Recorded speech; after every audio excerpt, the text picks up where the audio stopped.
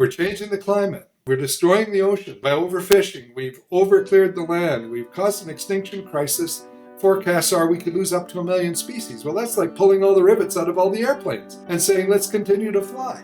We just can't continue this way. We've got to change. That's Harvey Locke, one of the world's foremost experts on biodiversity. He's also a fellow of the Royal Canadian Geographical Society. He's our guest on this special episode of Explore, the Canadian Geographic podcast. Hi, I'm David McGuffin. A big welcome to all you explorers out there, armchair and in motion. As I'm recording this, the world's leaders are meeting in Glasgow for what is being described as the most important summit on climate change ever. Right now, we're at a tipping point, the experts tell us. If we don't stop abusing the planet with CO2 emissions and our destruction of nature, we'll lose our ability to reverse climate change and the life-destroying impact that it has. Our guest today is in Glasgow. We recorded this just before he left. Harvey Locke is a big part of the reason the idea of protecting biodiversity as a way of combating climate change is on the table at Glasgow now. He leads a movement called Nature Needs Half. It's a simple idea. We need to protect half the planet's natural spaces in order to halt the mass extinction we're descending into and reverse global warming. In our discussion, we talk about why that's achievable and necessary. Based out of Alberta, Harvey Locke has dedicated his life to saving the world's wild spaces. He's the co-founder of the Yellowstone to Yukon Conservation Initiative and the chair of the Beyond Aichi Targets Task Force, which we'll get into in the interview.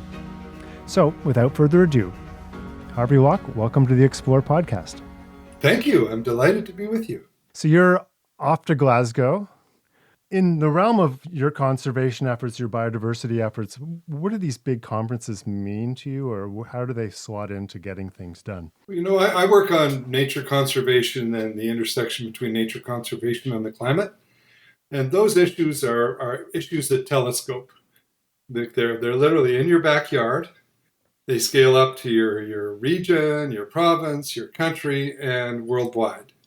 And if we don't have integrated actions at all those scales, we're not going to solve either the biodiversity crisis or the climate change crisis, which are both profoundly interconnected. So I go to these global gatherings with that in mind, that this scale has to work, as does every other scale. And I think sometimes people think, oh, these things don't matter. They're just big gab fests. You know, people gather, they're flying around when they're burning fossil fuels when they shouldn't. You have to get it together at a global scale to get it together at a local scale. And there is no such thing as solving all problems locally, nor is there any such thing as solving all problems globally. There was just a conference in Kunming specifically on biodiversity that just ended. And for those of us who weren't paying as close attention as you, what came out of that and what are you hoping to carry from that forward into Glasgow? And so there's 3 Rio de Janeiro conventions that come from 1992, when the world first realized we were in need of taking serious collective global action to solve the planetary crises that we knew existed in 1992. Mm-hmm. One of those is the Biodiversity Convention, one of those is the Climate Convention, and the third one is the Desertification Convention, which tends to be less relevant to Canada. Those conventions have their own COPs, or conferences of the parties. And so the one in Glasgow for the climate's in the news right now is coming up. The one for the biodiversity started in China actually 2 weeks ago. And interestingly, it's split in 2 because of the COVID crisis. So they had an opening round, they did a little declaration, but there's actually still a negotiating session to be had in January. And then next April will be when the sort of rubber hits the road, and hopefully we'll have what's called the new Global Biodiversity Framework, which will be equivalent to the Paris Agreement, if you will, on the climate side. And there is one in place already from 2010 called the Aichi targets, because that's where that big meeting was in 2010, was in Aichi Prefecture in Japan. And so this is sort of the replacement thing. So I've spent the last several years focusing on what that replacement is going to be, and been chairing a global task force for the IUCN World Commission on Protected Areas about what those targets ought to be for nature conservation. And so I've been very, very involved in that Convention on Biodiversity process. And one of the things that the science has become super clear to everybody about is that you can't solve the climate crisis without protecting nature, and you can't protect nature without tackling the climate crisis, because the climate crisis can cause everything to just, be displaced, melt down, whatever. So it's really two sides of the same coin. And for the first time on the climate side, nature is one of the four goals of the climate meeting next week, which is why I'm going.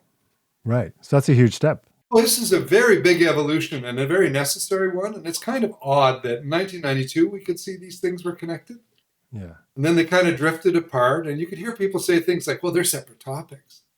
Well, they're not separate topics. They're the same topic. It's the health of the planet and all the things that make the planet run, whether that be how we store, how nature takes up the carbon that we emit, or how, the interactions among species and abiotic processes and ecosystems create stable environments that give us fresh water to drink, or that a forest like the Amazon forest actually drives regional weather patterns.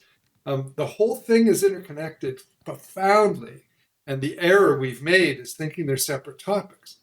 So you talk about the Aichi targets, and there's a lot of numbers being thrown around about how we need to conserve chunks of this planet and oceans. And so I think at one point there was 17% of the land mass and 10% of the oceans. And then I think we're up to now with the idea was 30% of everything. But there's also nature needs half, which is a movement now, which I think you're pretty involved in, where really it's like we need to separate off half our planet which seems like a lot. And I'm just wondering, how much of that is going to be part of what's going to be discussed in Glasgow? What numbers are you looking for to achieve, and what seems realistic? What's on the table? So this idea of conservation targets, how much of the world we need to protect in some way that is about keeping nature running rather than exploitation. The current global targets that come out of Aichi is 17% of the land, 10% of the ocean. Those were just pulled out of the sky. There was no empirical scientific basis for those numbers. And recently, the World Conservation Congress in Marseille, which is a very big deal, thousands and thousands of people in France in September, passed Motion 101 that says we need to recognize that the science is to have the world function the way we want it to. We need to protect at least half the world. And at a very minimum, we need to do at least 30% by 2030. So that's where this idea of 30% by 2030 is sort of grounded in the science. There's now 75 countries, including Canada, advocating for a target of at least 30% of the world land and ocean to be protected that would go into the global biodiversity framework that's going to be finalized next year in the Biodiversity Convention.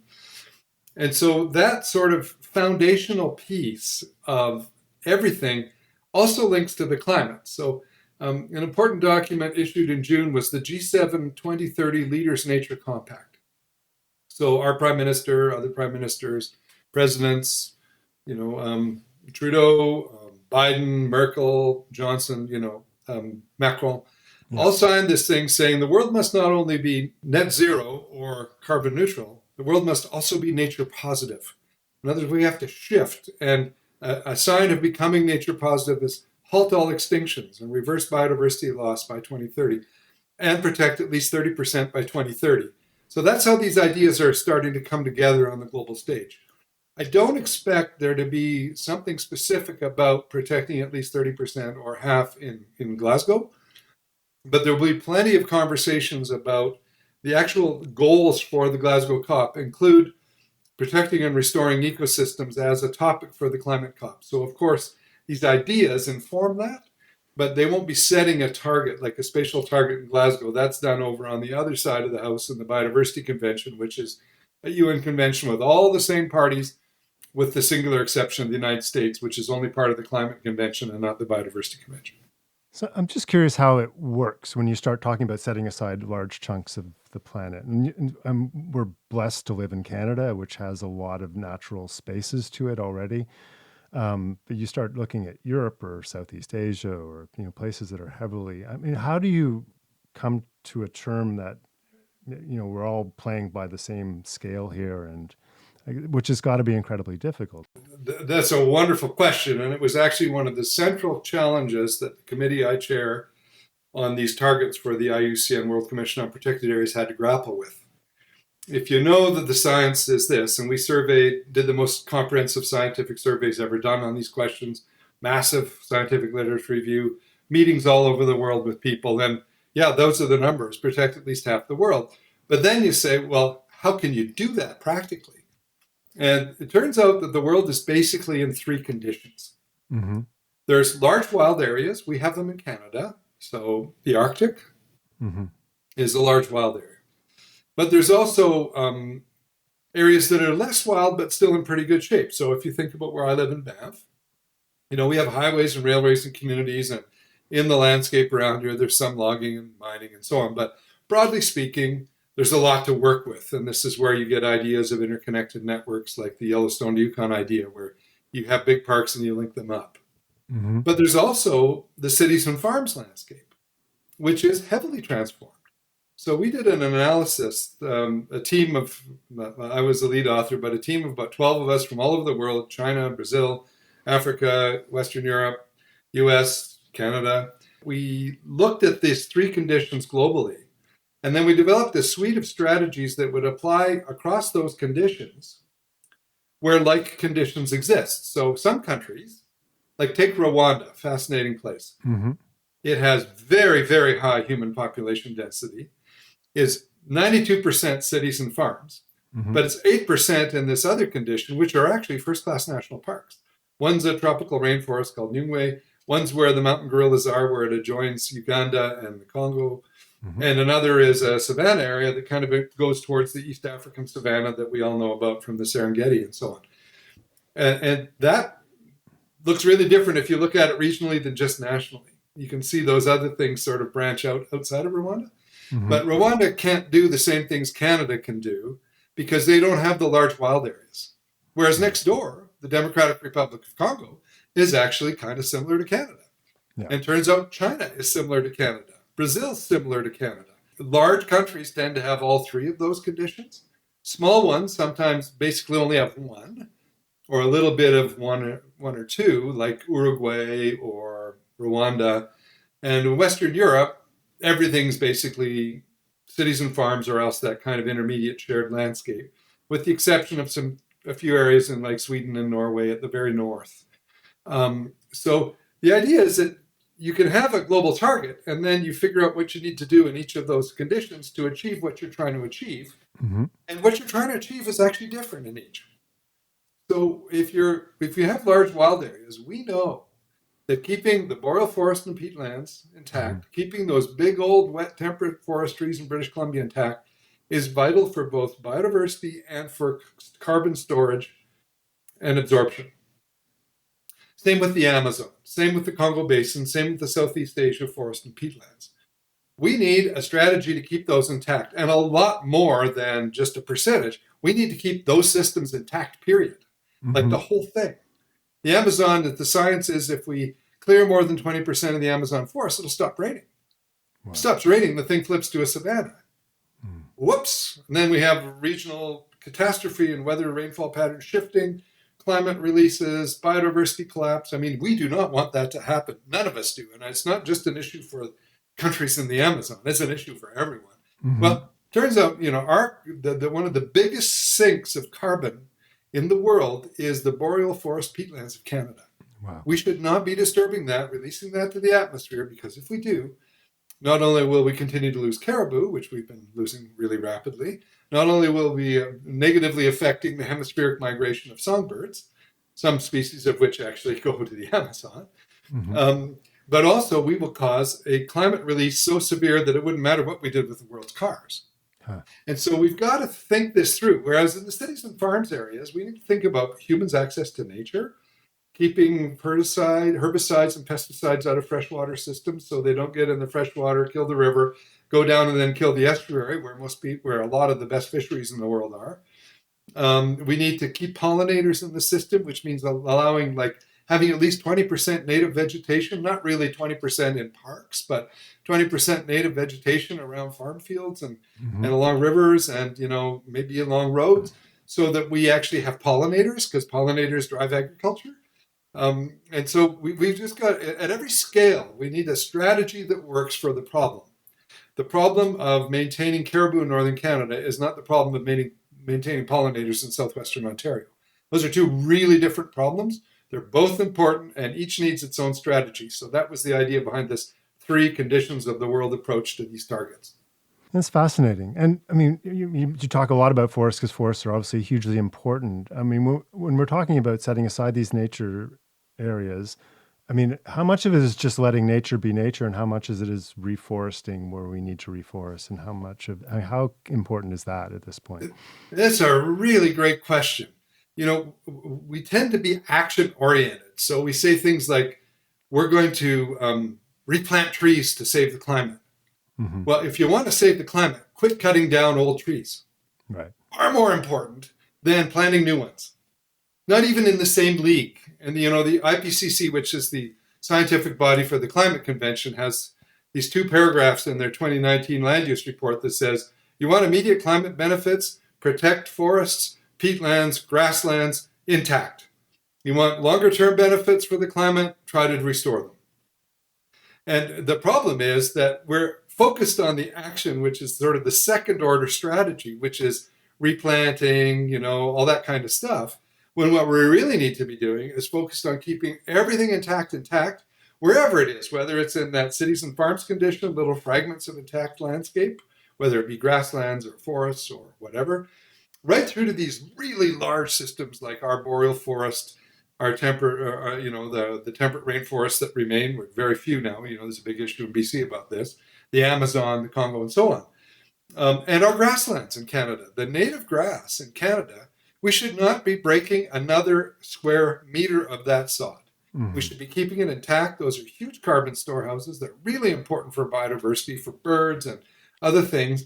And we need to do less. That's the really interesting thing. And I wish I could take credit for that statement, but it actually comes out of a famous British economist named Des Gupta, who did a review of the economics of biodiversity for the UK government this year. Mm-hmm. And it's really worth reading. And he's an economist at Cambridge, and when it was launched by Prince Charles and Boris Johnson and the Royal Society and by the Dean of Ecology at Cambridge. That they rolled out the whole hierarchy of British society to say this report matters. And one of the things Des Gupta said was, we need to do less. Mm-hmm. Not more, less. We need to back off. Right. And, the problem that we have, and it's a really simple one, the things that worked for us when the planet we thought was infinite really made us successful. Mm-hmm. Successful just if you think of us as a species, going from 1 billion 200 years ago to 7.3 billion now. Mm-hmm. Wow, is that a successful species? How about money? Well, look at the size of the global economy. It's just enormous compared to what it was 50 years ago or 100 years ago. Mm-hmm. Wow, did that work? Except now we're destroying the context for all human life, including the economy. Mm-hmm. We're changing the climate. We're destroying the oceans by overfishing. We've overcleared the land. We've caused an extinction crisis. Forecasts are we could lose up to 1 million species. Well, that's like pulling all the rivets out of all the airplanes and saying, let's continue to fly. Mm-hmm. We just can't continue this way. We've got to change. And the change has to be, we've got to realize that we live on Earth. And it's not like a competing interest between the environment and society and the economy. And we're not following this old model of trying to find the little sweet spot that's sometimes called the sustainable development, little bullseye there where the diagrams overlap. What we need to do is reconceive the whole thing sort of in a circular kind of bullseye fashion where the whole thing is the environment. That's the space for everything. That's the climate. That's where everything else lives, including humans. Inside that space, and wholly dependent on it, is human society. And inside human society, and wholly dependent on human society, is the economy. And the economy is only there to serve people. It has no other function. And humans can only live on a healthy planet. We cannot live anywhere else. And we can spend billions of dollars flying people into space, and it doesn't matter. We could only live on planet Earth. And so we've got to get that right. And right now we've got it wrong. And this is a profound challenge for humanity. And this is why these global meetings matter, because One of the things the Convention on Biodiversity's goal is to look after the health of the Earth ecosystem, like the whole functioning of the Earth. And that's why we need to think across all these scales. And then what we do locally, don't cultivate any more grasslands on farms in Canada. Don't stop. So it gets right from that scale right out to what we do at Planet Earth with global meetings. Hi, we're going to take a quick break from this episode so I can plug a very important event, the Royal Canadian Geographical Society's online silent auction. You can visit the auction site by going to rcgsauction.ca. There you can scroll through the site to see all the amazing items available, everything from exotic trips led by RCGS explorers to autographed books, art, clothing, and more. All the money raised from the auction supports vital society programming, like free geographic learning resources for more than 26,000 members of Canadian Geographic Education, allowing world-renowned explorers to take part in expeditions all over Canada and share their stories, funding crucial Canadian geographic research, and bringing Canadian geography to more than 4 million enthusiasts a month through Canadian Geographic's many platforms. To bid on auction items, please visit www.rcgsauction.ca. Bidding closes Sunday, November 21st at 8 p.m. Eastern Time. And now, back to our podcast. I recently interviewed Daniel Pauly, the fisheries expert. I was trying to get at what is giving him hope, and he wouldn't say that he has hope necessarily, but the thing he said was, the amazing thing about humankind is that in moments of crises, we tend to throw up these leaders that can sort of grab us by the shirt collar and give us all a shake, like, Winston Churchill or Nelson Mandela, or which I put back to him was hopeful. But I just wonder where you find hope in all of this, because as it's been laid out pretty clearly by the UN and others, this is a pretty critical decade, isn't it? Well, the thing that hope is an interesting thing. You always have to have hope, even if it's not reasonable to have it. Mm-hmm. Otherwise, you have despair, and you're looking for a high bridge that you can jump off, right? Mm-hmm. So you have to have hope, even if there's no objective basis based on current trends, which is something that everybody who reads the scientific literature and publishes in it is terrified, truly terrified. I mean, if you're talking about Daniel Pauly fishing down the food chain, you just see the decline of the large predator fish, from sharks to salmon to, there's just this collapse happening, and 5 out of the 7 of the world's fisheries are completely overexploited, and we're going to do our best to get them all. This is like desperately serious in the ocean. So where hope lies is in knowing what you know and acting with passion and conviction on the things you know would make things better. Whether they are sufficient or not is a different question. But the one thing you can control as a human is what you do and how you know it could contribute to something. And none of us knows the future. So while trends are ugly, while there's a lot of reason for concern, we don't know the future. What we do know is what we do to try to influence the future. And that's why everybody needs to start acting now. And this is this idea that I've worked on with a number of global colleagues. On the climate side, we know we need to be net zero or carbon neutral. We've developed this idea of a nature positive world, which is we need to shift our actions from harming nature to becoming nature positive, just like our actions go from harming the climate to becoming carbon neutral or net zero. And we need an analog on the nature side, and they're interconnected. Like we to be nature positive, we have to stabilize the climate. To get to net zero on the climate, we have to protect nature a lot better than we are and do some restoration. And then of course at the human level, we need an equitable framework for the world where we're having these growing wealth disparity gaps, and we're seeing these migration challenges that the world faces now. And the refugee numbers are, the refugee stuff was created after World War II when there were a couple of million refugees. Now there's tens of millions of refugees. Yeah. And we're protected by an ocean, and we've got the United States between us and Central America. So we Canadians tend to, we're kind, we're taking in 20,000 Syrians, which is a very good thing, by the way. I'm very proud we did that. But, really, this is a dynamic problem that is swamping regions of the world. Like if you went to the border between Colombia and Venezuela right now, there's millions of Venezuelans who've gone into Colombia. Yeah. And you take the Syrian civil war. A lot of people think that was driven by drought which made farmers urbanize, and then the social issues that sorted out, and then you end up with this horrific Syrian civil war. This is actually going on now. And the challenge is, we've always talked, and, I've been at this for a long time now. 40 years I've been attended my first environmental meeting 40 years ago, if you will. So it's a long ride for me. We always had this time to act. We've just got a little bit of time. We've got to act now. We still have time. Well, actually, now we don't have time. Right. We're now in the mud. It's up over our ankles. And the question is, where are they going to let that mud get so deep that it sucks us down?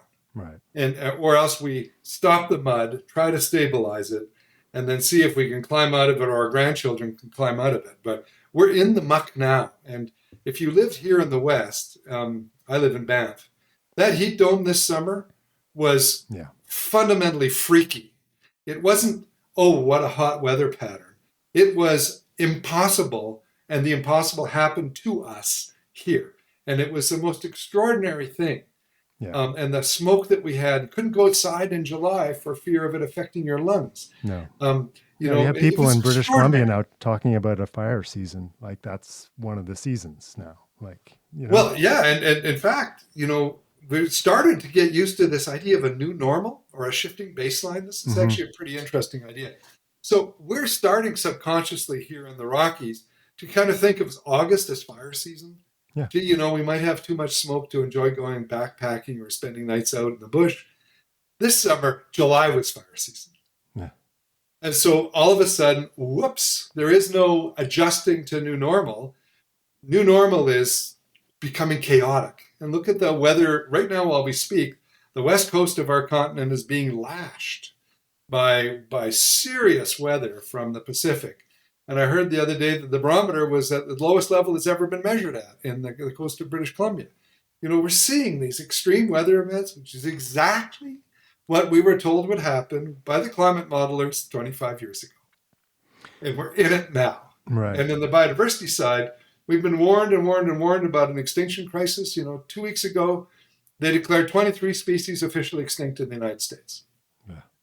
They can't bring them back. They're gone. Yeah. And, but the list of threatened species is incredibly long. And we don't even know all the world's species. And we have this conceit that we know how to manage all this. Well, what we need to do is back off and let the rest of life flourish. And that will stabilize the climate, make the world more resilient, and give us hope.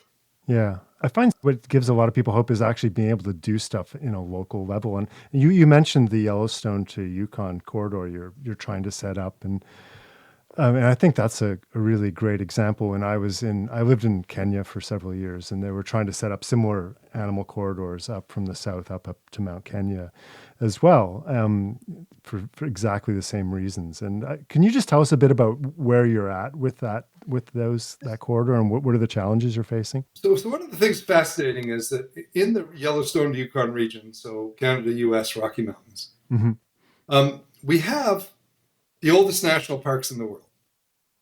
So Yellowstone's the oldest, Banff is the third oldest.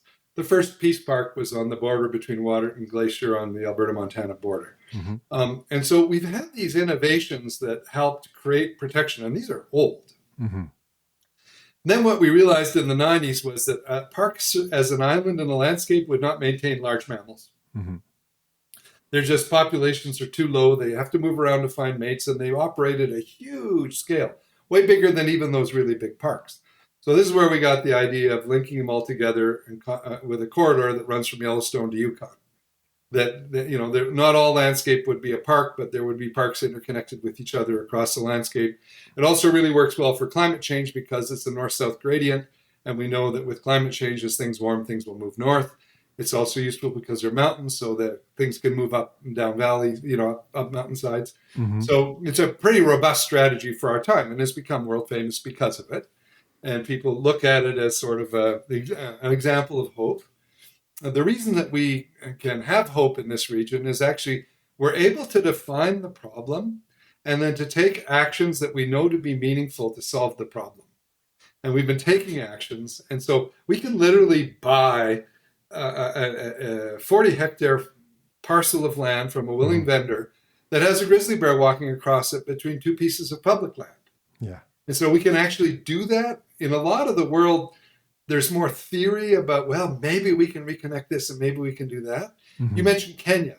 Yeah. Kenya is a great example. There's elephant movements that around Mount Kenya. Actually, Banff Park is famous because we have the most extensive highway crossing structures in the world for animals Mm-hmm. to go over and under the highway, the Trans-Canada.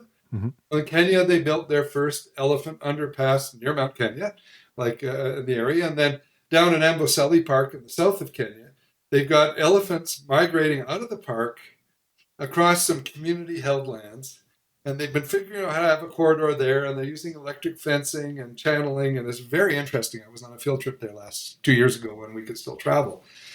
And everybody knows that underlying all this is this really important idea that it isn't just patterns that we see. I see an elephant, it's fine. It's what does that elephant need to do to meet its life needs and to maintain a viable population? And that process of migration, or the flow of a river, it's not just that there be water in a river all the time like a rain gutter. Rivers have to be alive. They have to flow. Mm-hmm. They have to move their gravels and things to keep the life force going in the river. So it's both pattern and process that we need to maintain. And so we need to do that at a really large scale. And that, of course, scales right up to the functioning of the planet. If we start impairing the process, which is what we're doing, by putting too much of the carbon that's been stored in the earth into the sky, and then it comes into the ocean and overwhelms the ocean by over-acidifying it or deoxygenating it, we disturb the process that feeds life. And this is the moment we're in. And so why Yellowstone to Yukon is kind of hopeful is because, hey, we've done this on one highway, we can do it on another. And we can actually do all the highways in the region because there's only a few. We can actually make the whole thing work that way.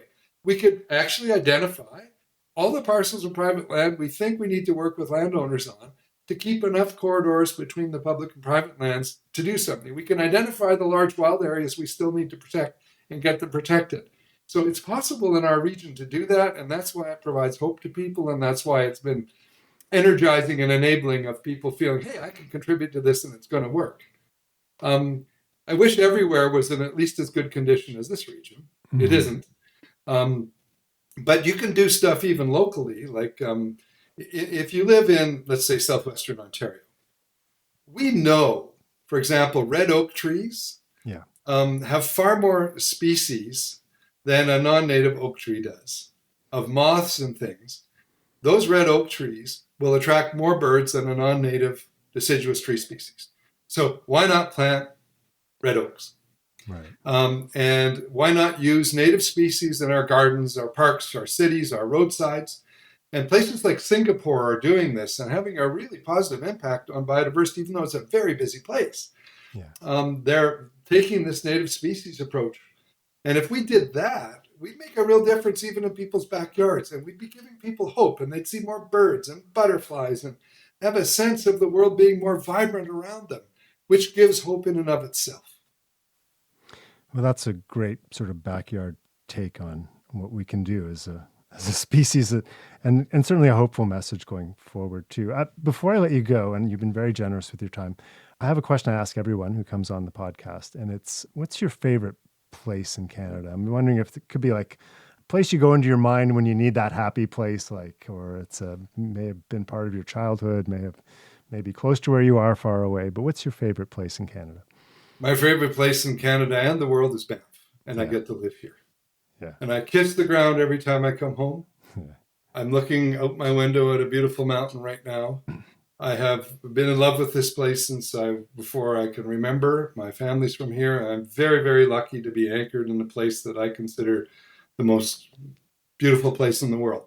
Having said that, it's got lots of peers in the world or in our country. There are many other beautiful places in our country. You know, if I think of the magic of Killarney on a late September day with red maples and white marble and those warm lakes, it's just like, wow, what a great place. Or, you know, standing in an old growth forest in British Columbia where you're just like in awe that this is alive. Or for me, being out on the Great Plains and the prairies, when the air is full of bird song, there's a wind blowing, you can smell the grass in your nose, and you have this incredible sense of expanse and you know, all those things I love deeply. I love the Nahanni River, where I worked for a long time to help expand that national park.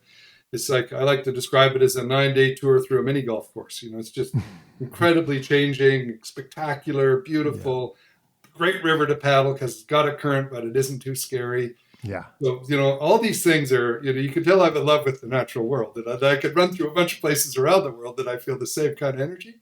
But at the end of the day, I am so lucky to live in Banff because I love it so very much. Yeah. Yeah. Well, I hope everyone can hear the joy in your voice and that's what nature brings, right? I mean, it absolutely brings us to the place we need to be to make. Yeah. And something, if you don't mind me adding this, is that I've worked a lot around the world and I've traveled a lot. And the thing that I've learned is that the love of nature is embedded in humans everywhere. Mm-hmm. I've sat on the forest floor in Sumatra, in Indonesia, with a local guide having lunch that his wife made for us. And we were sitting there and there was a monkey came down and basically sat with us through lunch. And he was as turned on as I was by the whole experience. I've been bird watching with this guide, and who's the best bird guide in Rwanda, who's absolutely extraordinary bird guide, who is just as much in love with nature as I am. And you make this kinship relationship with people where it doesn't matter where we're from. Nature is, as Wordsworth said, nature never betrayed the heart that loved her. That's exactly the point we're going to leave at. Perfect. Thank you so much, Harvey Locke. And good luck on your trip out to Glasgow. Thanks for being interested in this stuff. If you want to learn more about what we discussed here, check out natureneedshalf.org and also the Yellowstone to Yukon Initiative at y2y.net. I'd also encourage you to read Leslie Anthony's article about the intertwined biodiversity and climate crises, which is in the November-December issue of Canadian Geographic magazine. There's a lot of food for thought in there. And a big thanks to all of you out there who have rated and reviewed us on Apple Podcasts and elsewhere this season. It makes a huge difference and helps us to reach as many listeners as possible, which is key to keeping this podcast alive and well. And now, on to CanGeo Soundscapes, where you, the listener, send in audio or video clips of your favorite sounds recorded somewhere in this great land of ours. This one comes from RCGS Explorer in Residence, George Karunas. This is the sound of raw, natural power. The North Atlantic crashing into the easternmost point of Canada, Cape Spear, Newfoundland. If you close your eyes, you can almost picture the lighthouse high on the rocky cliffs and feel the ocean spray on your face.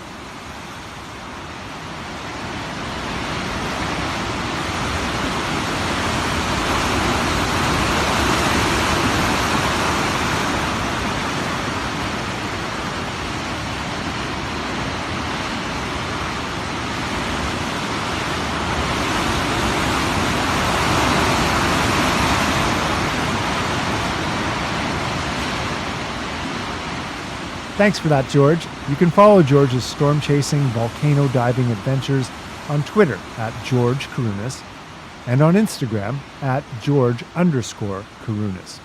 We'd love to hear your favorite Canadian sound. Send them to us by tagging us using the hashtag CanGeoSoundscapes.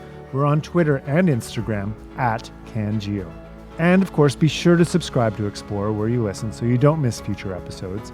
That's it for this edition of Explore. Thank you all so much for listening. Until next time, when we'll explore again, I'm David McGuffin. I think right now we're enjoying very much looking back at the Earth, and it's just a fantastic experience, and I just can't wait to get back and start telling people. We left Simpson about June the 10th with the fur brigade, consisting of a number of yacht boats, each manned by 10 voyageurs. For us Inuit, it means that Inuit oral history is very strong. We flew low over every inch of the country that could be. We were hoping that he would fire at us. I guess 100